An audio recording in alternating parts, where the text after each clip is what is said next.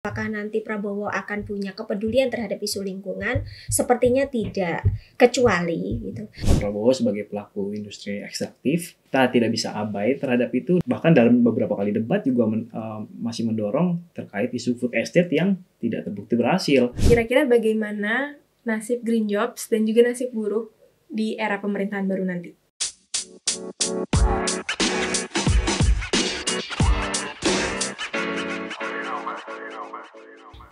Oke semuanya, selamat datang kembali di podcast Ngobrol Lingkungan. Dan di episode sebelumnya kita ngobrol soal buruh dan lingkungan. Dan dari obrolan sebelumnya juga kita paham bahwa memang Indonesia ditopang ekonomi ekstraktif yang sangat merugikan masyarakat dan alam. Lalu hanya memperkaya golongan-golongan cukongnya aja. Nah, green jobs ini bisa jadi penyelamat buat Indonesia beralih ke sistem perekonomian yang lebih ramah lingkungan. Dari ekonomi yang merusak menjadi ekonomi yang lebih berkelanjutan dan memperhatikan kesejahteraan manusianya. Ngomongin soal tadi masa depan, kita juga tahu nih masa depan yang terdekat kali ini, yaitu pergantian presiden di Oktober nanti ini akan terjadi gitu ya. Terlepas dari proses politiknya. Kita juga udah tahu bahwa Pak Prabowo sebagai presiden terpilih ini nanti akan memimpin Indonesia selama 5 tahun ke depan. Tapi sosok ini cukup banyak menimbulkan pertanyaan nih. Karena Pak Prabowo ini jadi satu-satunya calon presiden waktu itu yang maju yang terjun langsung sebagai pelaku ekonomi ekstraktif. Beliau tercatat punya perkebunan, punya tambang, dan terlibat juga di food estate yang jadi kurang lebih dosa lingkungannya lah gitu ya. Dan beberapa janji politiknya, beberapa nih ya, nggak semua, di sektor lingkungannya dianggap greenwashing. Kita pengen tahu apakah isu lingkungan akan jadi prioritas atau paling nggak jadi relevan lah untuk beliau. Dan kira-kira bagaimana nasib green jobs dan juga nasib buruh di era pemerintahan baru nanti? Ini mungkin kita bisa elaborasi bareng-bareng ya. Ini nih sedikit ngomongin politik nih, karena memang baru aja ditetapin nih oleh KPU gitu kan. Jadi Pak Prabowo dan Gibran akan jadi presiden dan wakil presiden dalam 5 tahun mendatang. Kalau pertanyaannya adalah kira-kira bagaimana ya mereka tuh mendorong isu lingkungan di Indonesia gitu ya.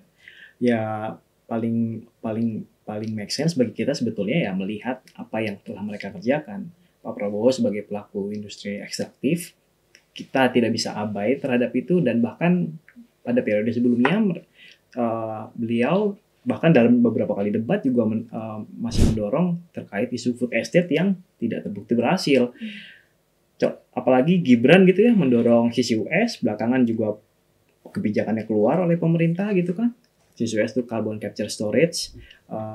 Ini juga kan jadi polemik ya, terutama kita di teman-teman NGO dan juga masyarakat sipil. Misalnya di carbon capture storage di beberapa negara yang mencoba menerapkannya, mungkin ada yang berhasil dalam prototyping gitu ya, tapi akan punya masalah keekonomian. Bagaimana carbon capture storage ini sebetulnya semacam perpanjangan saja ya usaha-usaha fossil fuel, industri ekstraktif gitu kan.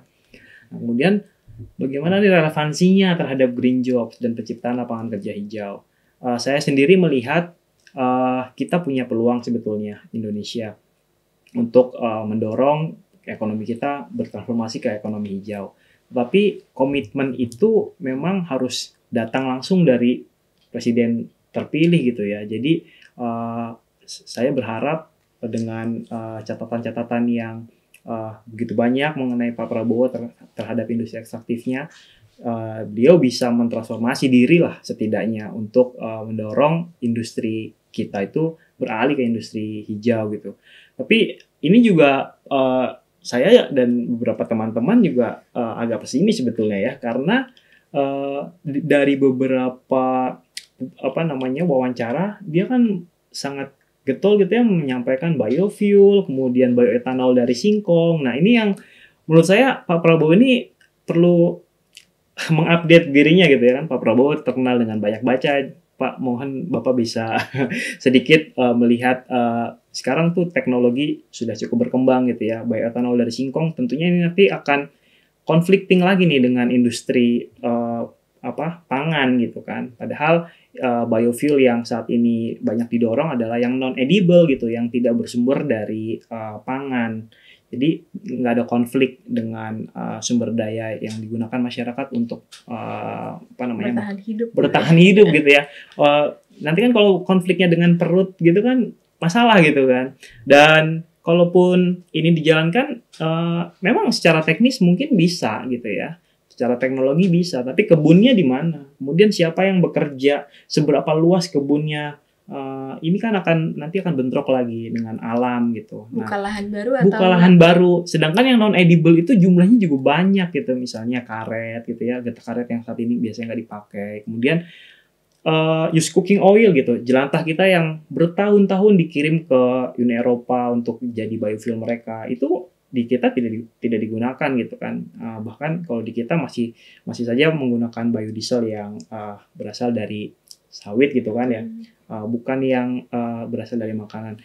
Berarti kalau misalnya memang lingkungan ini nanti jadi prioritas, otomatis akan membuka lapangan kerja baru yang tadi sempat dibilang juga menimbulkan multiplier efek yang jauh lebih besar daripada industri ekstraktif seperti ini. Betul, saat iya. ini. Betul, Mbak. Tadi saya juga pengen menyambung gitu ya. Industri ekstraktif itu kan punya batasan ya. Fossil fuel juga sama. Kita dulu pernah jadi eksportir minyak mentah gitu kan. Sekarang kita justru jadi importir, jadi net importir. Dan itu menandakan bahwa produksi minyak kita kan menurun, sedangkan demand kita meningkat gitu. Dan suatu saat pasti akan habis. Nah, ketika habis, mau kemana nih pekerjanya? Tentunya jawabannya harus bertransformasi sih pekerjanya. Nggak cuma dari sisi job desk-nya, tapi juga skills-nya gitu.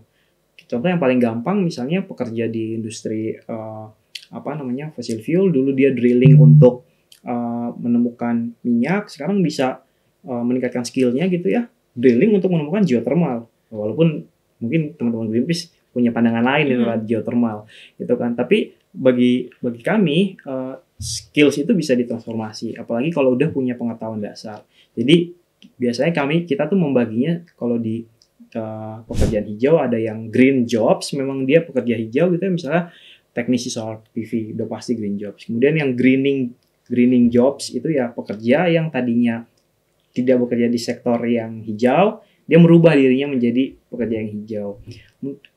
Dan terakhir tuh pekerja yang sama sekali bukan green jobs gitu ya, misalnya dokter, perawat, itu kan memang tidak perlu skills gitu kan.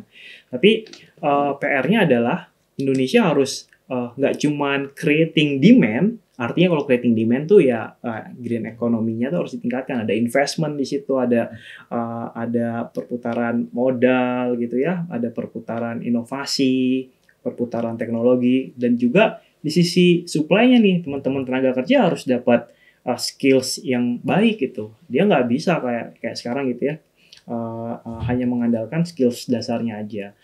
Nah, untuk konekin itu, lembaga pelatihan, kurikulum yang harus dibuat, sertifikasi segala macam, itu adalah insentif terbaik sebetulnya yang harus disiapkan Indonesia untuk menjawab Indonesia Emas 2045. Jadi kita tuh harus agak holistik nih, karena kesempatan ini kan juga cuma datang sekali ya, bonus demografi. Kita cukup banyak punya pekerja, kalau pekerja kita nggak punya skills yang cukup baik, artinya opportunity tadi tuh akan hilang nih gitu. Nah, pengen tahu juga dari Mbak Jumi sih, kira-kira isu lingkungan ini jadi prioritas atau enggak, dan mungkin nasib pekerja nanti, nasib buruh nanti di masa pemerintahan Prabowo, dan juga mungkin masa depan lapangan kerja gitu seperti apa? Kalau dari background ya, yang tadi seperti yang Rizka sampaikan gitu, dia backgroundnya pengusaha, punya beberapa dosa yang sudah dilakukan sebelumnya, ya sebetulnya dalam tanda kutip apatis. Kenapa gitu? Karena dimanapun pengusaha ya, ini mohon maaf ya, dimanapun pengusaha itu kan orientasinya adalah profit gitu. Profit itu tiada limit gitu.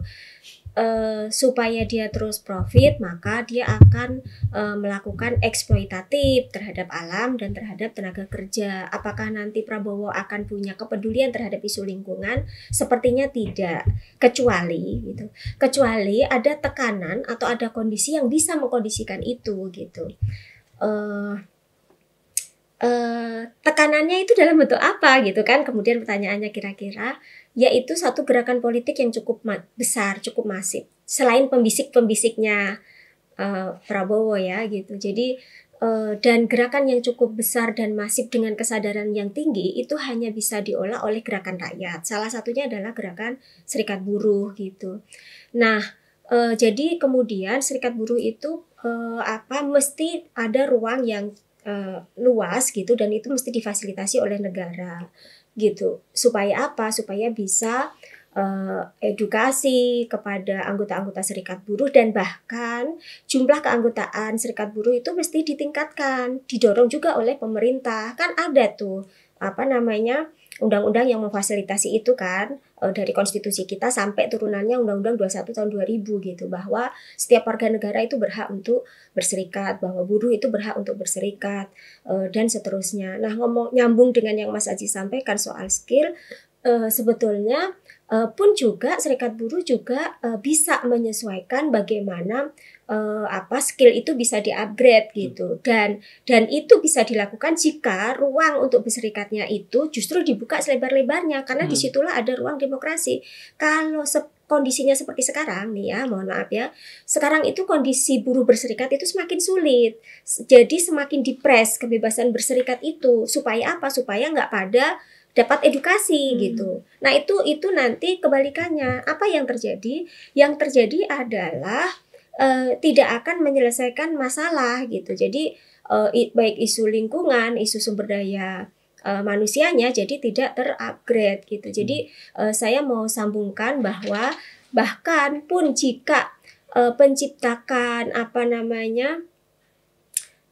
green job atau apapun itu namanya, itu bahkan dielaborasi oleh Serikat Buruh dalam ruang-ruang serikat, dalam ruang-ruang kebebasan berserikat yang anggota-anggotanya itu teredukasi dengan pengetahuan-pengetahuan terkait dengan sustainable yang Mas Aji sampaikan.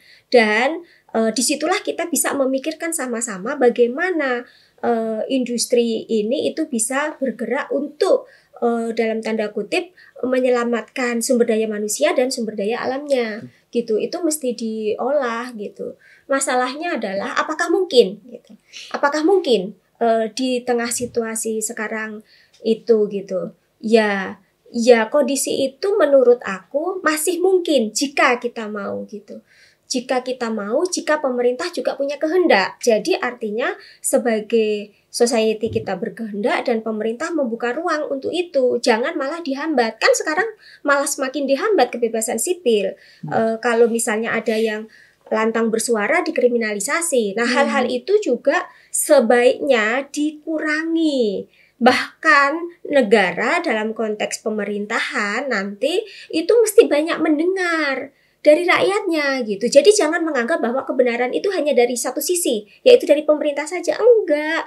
Masyarakatnya itu juga sudah melek teknologi, melek pengetahuan yang dilakukan oleh teman-teman Mas Aji sini itu adalah bagian dari upgrade itu sendiri gitu. Yang itu juga mesti diterima sebagai pengetahuan atau sumber kebenaran. Jadi kebenaran itu kan nggak mutlak ya, nggak dari satu sisi saja. Bahkan kebenaran tahun ini bisa jadi 5 tahun kemudian kebenarannya sudah bertambah lagi dengan item yang bertambah, misalnya kayak gitu. Jadi bener sih, karena kalau kita ngelihat pembangunan saat ini gitu ya, kalau yang saat ini aja belum beraspek lingkungan itu terus-terusan sumber daya alam, sumber daya manusianya dikeruk buat pembangunan, alasannya untuk pembangunan negara, untuk pemerataan pembangunan, tapi sebenarnya kalau kita lihat nilai investasinya kayaknya nggak sebanding dengan penyerapan tenaga kerjanya, karena kalau misalnya sebanding mestinya nggak ada komplain dong tentang cari kerja susah gitu kan. Terus belum lagi kerusakan lingkungannya gitu kan. Dengar cerita di Morowali yang buruhnya aja kesehatan reproduksinya terganggu, apalagi masyarakat di sekitar situ gitu kan, yang sehari-hari tinggal di situ, tinggal mengambil sumber daya alamnya untuk hidup gitu kan. Mereka aja udah kesusahan nyari air bersih, sebatas air bersih aja udah susah gitu. Nah, kalau ngelihat balik lagi ke soal cuan tadi, itu kan dijanjikannya sebenarnya buat pemerataan ke daerah gitu ya, apalagi di daerah-daerah di sekitaran tambang. Tapi kalau kita lihat sebenarnya duitnya larinya ke Jakarta juga kan. Iya kan? Kelihatannya kayak Jakarta makin maju tapi kayaknya nggak ada perubahan yang berarti deh di daerah tambang itu. Kan berarti kan uangnya larinya ke pemilik modalnya yang tinggal di Jakarta. Dan kroni-kroninya. Iya betul. Ngomongin soal green jobs, ini kan juga ada skill-skill nih, skill tertentu yang harus dimiliki oleh pekerja. Sebenarnya skill seperti apa sih yang harus dimiliki oleh calon pekerja di sektor green jobs? Ya. Terutama teman-teman Gen Z nih yang akan masuk lapangan kerja sebentar lagi gitu ya. Dan mungkin udah ada beberapa yang masuk. Dan apakah harus ada skill khusus dan pendidikan khusus yang ditujukan untuk terutama untuk kerah putih gitu ya, untuk pendidikan tinggi level SMA ke atas, atau bisa juga atau malah bisa universal, semua orang bisa terlibat di green jobs. Ya, thank you Mbak Rizka. Jadi kalau ngomongin spesifik ya tentang skills, coba kita lihat aja kira-kira apa sih demands yang dibutuhkan dari si pemberi kerja nih belakangan. LinkedIn itu 1 tahun yang lalu tuh dia pernah publikasinya tuh terkait demand creation dan spesifik di green skills apa sih yang dibutuhkan. Nah ternyata yang menarik itu kalau tidak salah ya 20% lebih, bahkan hampir 25% itu skills tentang sustainability itu meningkat sebanyak 25%. Jadi ada skills yang dibutuhkan. Skills baru ya, sustainability skills baru yang sebelumnya LinkedIn tuh nggak ada di mereka tuh, mungkin angkanya kecil gitu ya. Tapi mereka lihat, oh ini peningkatan 25% lebih tinggi dibanding skills lain.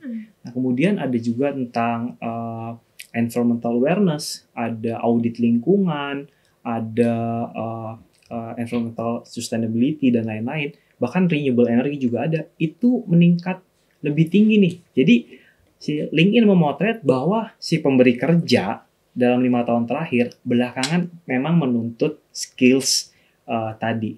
Jadi green skills itu bukan lagi sesuatu yang sebetulnya di masa depan, tapi 5 tahun terakhir itu meningkatnya cukup progresif gitu.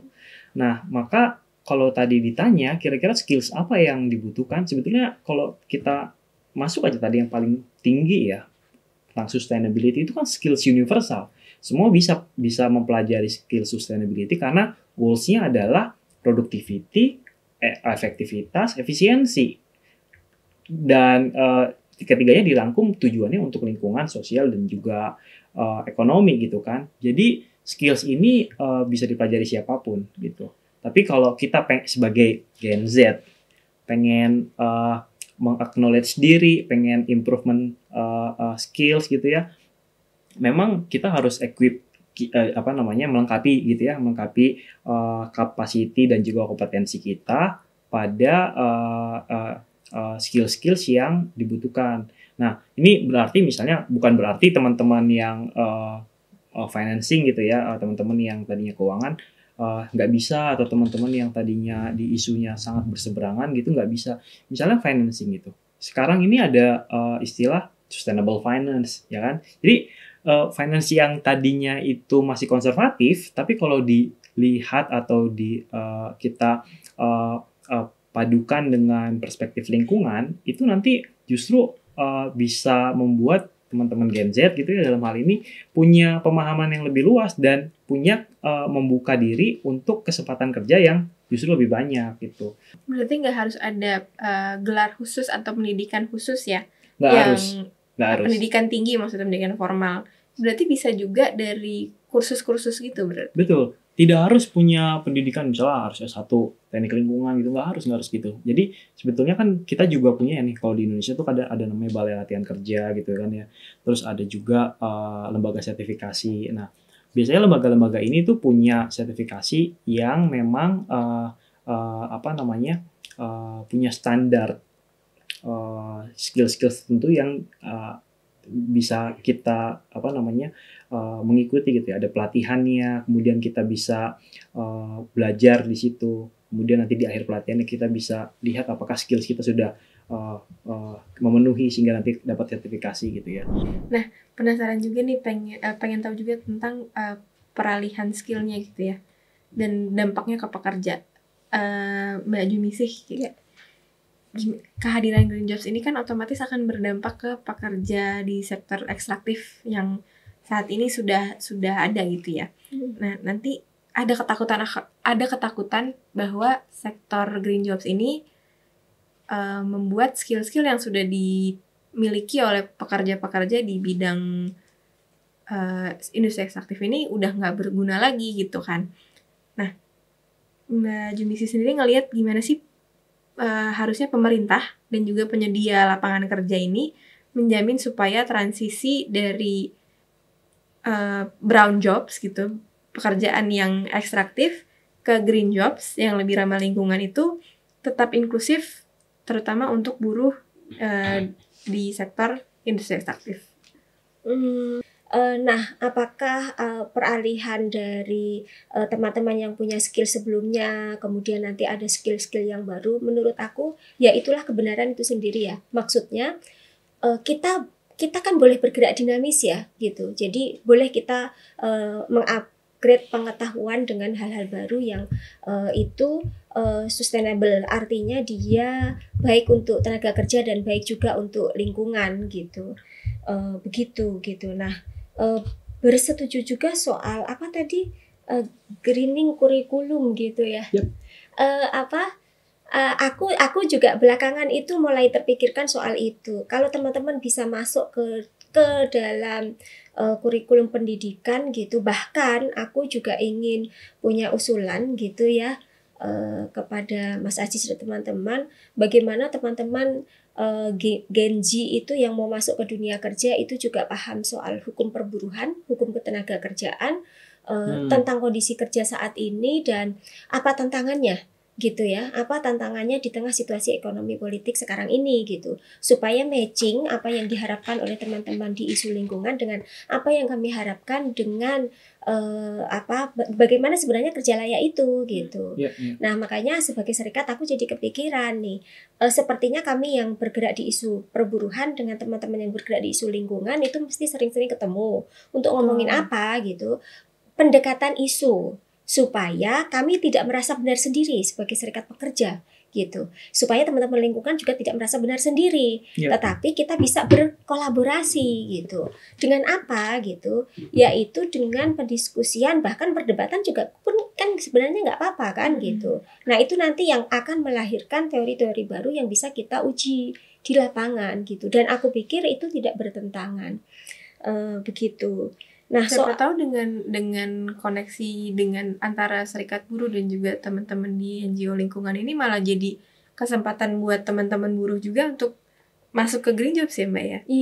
Iya itu bisa gitu, dan upgrade juga sebagai serikat buruh gitu. Jadi jangan sampai serikat itu juga merasa sudah punya pakem tersendiri yang tak tergantikan atau tidak dinamis. Itu sama saja kita nantinya akan mengubur diri kita sendiri kayak kata dalam tempurung gitu loh. Kita harus terbuka dengan hal-hal baru, pengetahuan baru, skill-skill baru, dan itu bahkan saya dorong serikat-serikat buruh juga melakukan hal itu. Supaya apa gitu? Ya sebagaimana misi kita lah gitu. Bagaimana demokratisasi dibangun gitu. Pengetahuan itu kan juga aspeknya demokratisasi dan bisa dipelajari oleh siapa saja. Apalagi tadi Mas Haji sempat mention nggak butuh loh gitu yang harus gelar S1, S2, S3, S4 dan berapapun itu gitu ya. Itu kita bisa elaborasi bareng-bareng gitu. Dan itu menjadi hal yang menarik ke depannya gitu.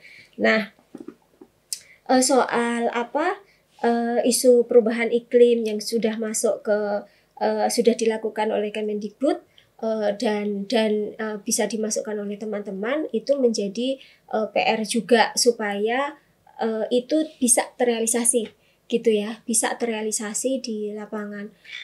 Bahkan kalau saya ya bersama dengan teman-teman Lyon itu bahkan sampai memasukkan isu K3 di SMA, saya sempat mengusulkan supaya bukan cuma isu K3-nya, tetapi bagaimana isu atau penyadaran, pengetahuan bahwa kebebasan berserikat itu bisa kita berikan fondasinya dari tingkat SMA itu penting banget gitu. Supaya apa? Supaya terbuka dengan pengetahuan baru gitu. Nah, sekali lagi itu butuh komitmen dari pemerintah gitu. Nah, komitmen pemerintah dalam hal ini misalnya Kementerian Pendidikan, dan pendidikan adalah salah satu basic untuk kita mengubah peradaban misalnya, ya kita memang harus terbuka untuk itu gitu.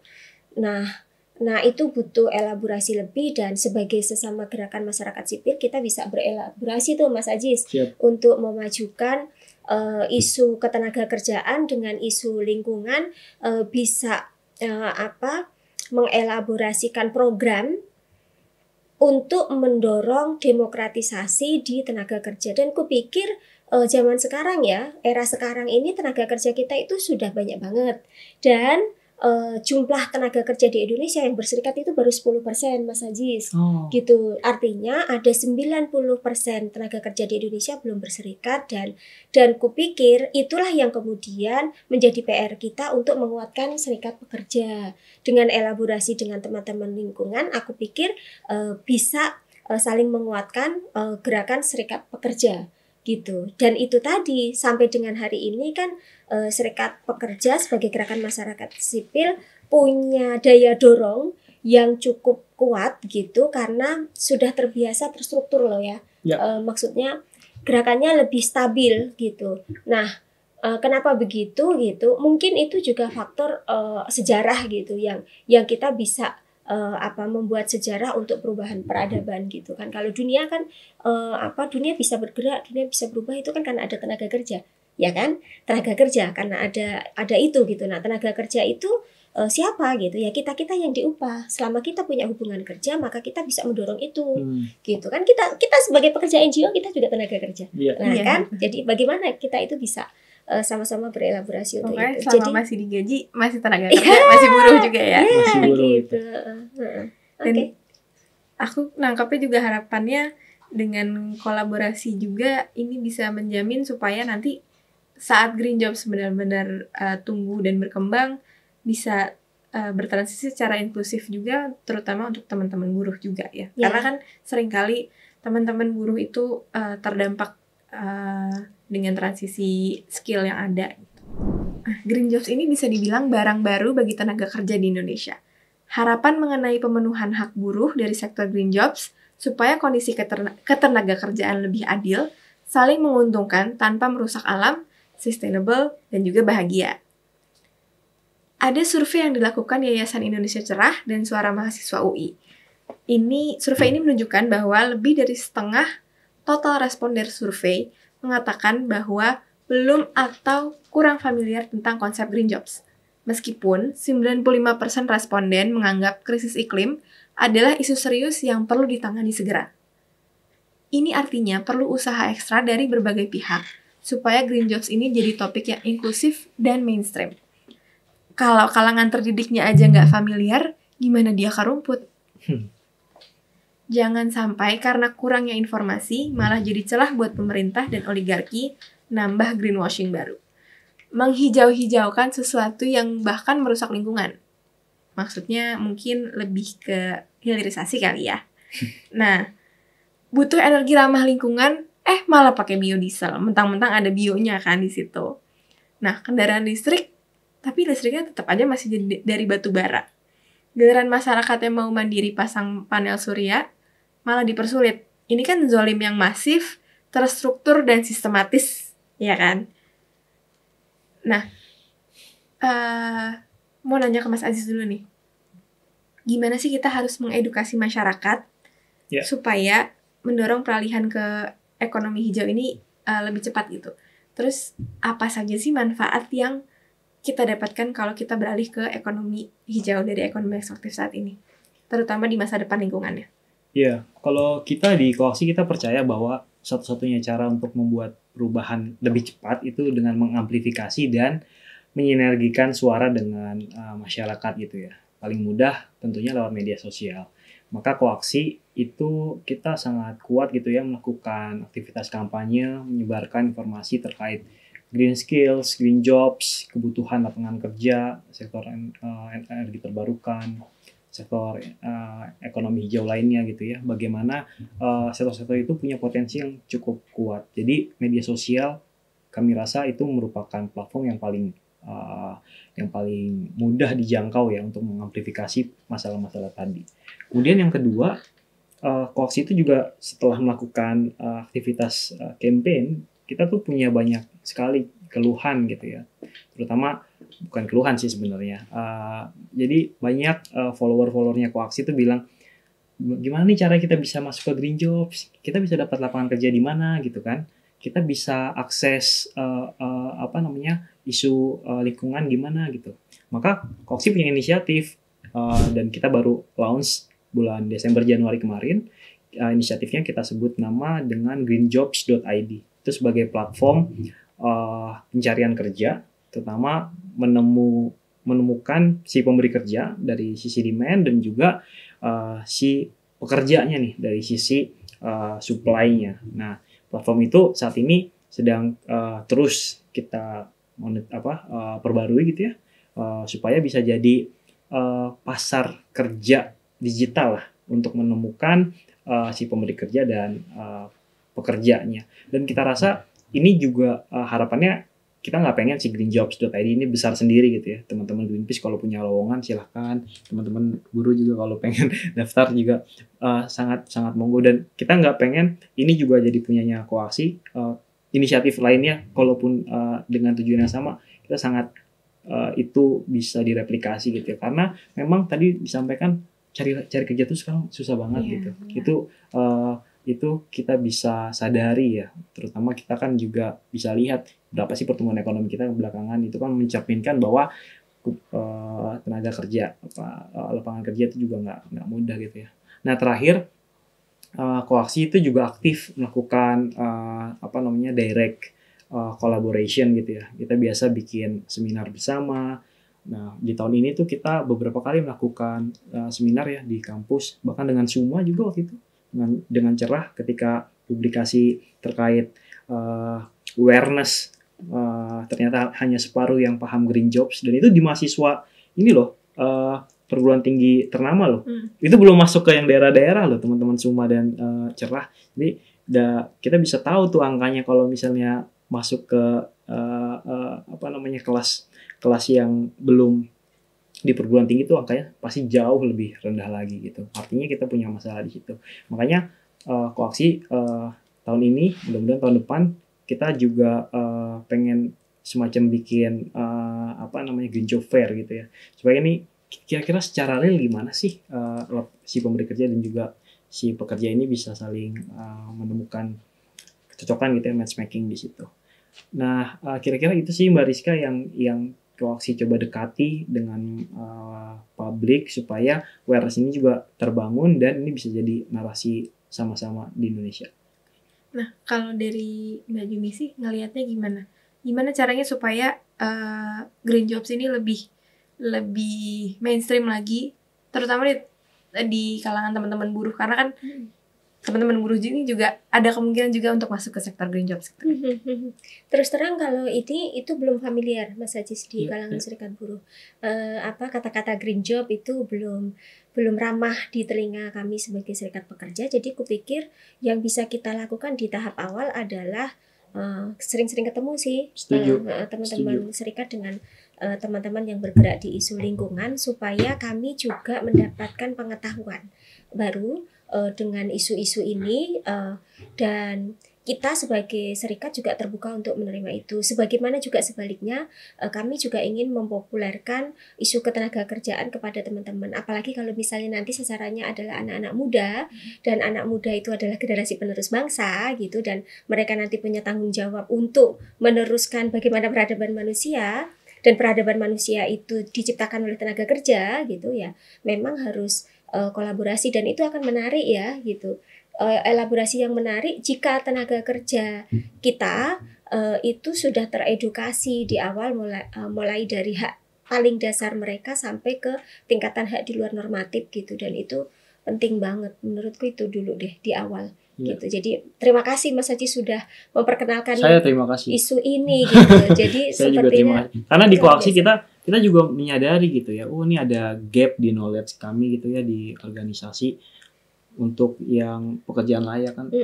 Pemahaman kami itu kan pekerjaan layak hanya terkait income, kemudian ada job security, ada sosial. Sepertinya nggak sedangkal itu ya. Tentunya pasti ada hak-hak pekerja lainnya. Apalagi tadi disampaikan bahwa kayaknya bahkan saya juga ketika lulus kuliah gitu ya, terus pengen melamar kerjaan, saya nggak pernah tuh buka undang-undang ketenagakerjaan apa sih. Kita kan juga nggak tahu ya sebagai pekerja, oh ternyata sepertinya kita perlu belajar deh dari teman-teman buruh. Ternyata kita tuh punya hak-hak apa aja sih, dan itu kan hak kita untuk menuntut dan mengadvokasinya kan. Kalau misalnya ada sesuatu yang belum kita dapatkan. Iya, keren. Terutama nanti siapa tahu bisa jadi ada serikat pekerja green jobs gitu kan jadinya. Keren ini. Nanti nggak cuma teman-teman buruh doang yang punya serikat, tapi juga teman-teman di pekerjaan di green jobs juga punya gitu. Karena kalau ngelihat kondisi sekarang kebanyakan white collar malas berserikat karena orang tuh takut lah gitu. Karena orang sudah terintimidasi dengan kata-kata buruh gitu ya. Kayaknya subversif banget, padahal enggak juga ya. Enggak juga. Saya boleh lah klarifikasi sedikit itu ya. Jadi gini, kadang-kadang kalau mendengar kata istilah serikat buruh, buruh identik dengan demo. Saya mau klarifikasi itu. Sebenarnya tugas serikat buruh, pekerjaan serikat buruh itu bukan cuma demo. Itu hanya sebagian kecil dari pekerjaan kami sebagai serikat gitu. Karena kami itu melakukan edukasi, melakukan advokasi, lobby gitu. Jadi kami itu tidak anti terhadap lobby ya, nggak anti terhadap negosiasi gitu. Jadi sebetulnya demonstrasi atau demo dalam makna yang radikal seperti publik pahami gitu, itu sebetulnya itu sisi kecil dari kami gitu. Jadi tolonglah lihat kami itu secara komprehensif itu tadi. Kalau nggak karena buruh kita nggak dapat THR kan? Iya. Nggak dapat cuti haid, nggak dapat cuti melahirkan. Itu dia. Benar. Nasib bumi tidak bisa lepas dari komitmen politik untuk menciptakan solusi dari ancaman kerusakan lingkungan dan krisis iklim. Tanpa adanya komitmen bersama dan aksi politik untuk melakukan transisi ekonomi hijau dengan green jobs, mustahil bumi dapat menjadi tempat yang layak, aman dan nyaman untuk generasi saat ini dan generasi mendatang. Untuk itu, yuk berjuang bareng supaya isu lingkungan, khususnya green jobs, jadi lebih mainstream dan lebih dikenal luas oleh masyarakat. Kamu bisa dengarkan podcast Ngobrol Lingkungan Greenpeace Indonesia di YouTube, Spotify, atau Google Podcast untuk isu lingkungan terkini yang dibahas secara lengkap, tapi tetap ringan dan mudah dipahami. Sampai ketemu di episode selanjutnya, dan selamat mencintai bumi. Kalau ada